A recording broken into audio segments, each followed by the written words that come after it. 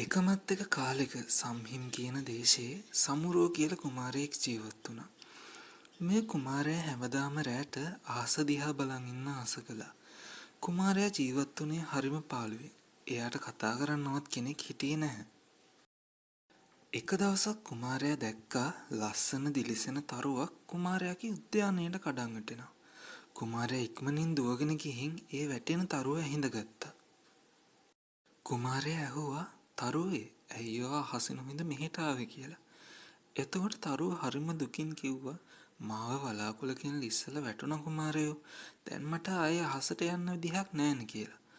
සමුරෝ කුමාරයා කිව්වා මම ඔයාව බලා ගන්නම් තරුවේ කියලා. කුමාරයා තරුව පරිස්සමින් අරගෙන ගිහින් පළිඟු වලින් හදපු ලස්සන පෙට්ටියක තිබ්බා. කුමාරයයි තරුවයි හොඳම යාළුවෝ වුණා. ඒ දෙන්න හැමදාම කතා කළා. තරුව අහස ගැන හැමදේම කුමාරයාට කියලා දුන්නා. ඒත් කාලයක් යනකොට තරුව එළිය එන්න අඩු වුණා. මේක දැකපු කුමාරයාට තේරුණා තරුවට තවත් එයා එක්ක ඉන්න බෑ කියලා. එයා එක්ක හිටියොත් තරුව නිවිලයයි කියලා. මේ නිසා සමුරෝ කුමාරයා සම්හිම් දේශයේ හිටපු දක්ෂම මැජික් ශිල්පියට කියලා මායා බලයෙන් තරුව අහසට පා කරලා යවුවා. අහසට ලං වෙන්න තරුව එළිය තවත් වැඩි වුණා. මේක දැකපු සමුරෝ කුමාරයාට ලොකු සතුටක් දැනුණා.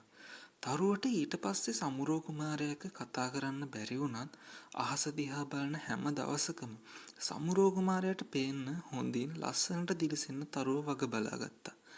කුමාරයාත් හැම රැම තරුව දිහා බලලා සතුටු වුණා. ඔයාටත් ඔයාගේ ජීවිතේ ඔයාට ඔයාව අහිමි වුණු තැන්වල ලං වෙලා සතුට සැනසීම අරගෙන ඉන්න මිනිස්සු සහ දේවල් වලට හැබෑවටම අයිති තැන ඔයා ළඟ නෙමෙයි නම් නිදහසේ යන්න ඉඩ දෙන්න.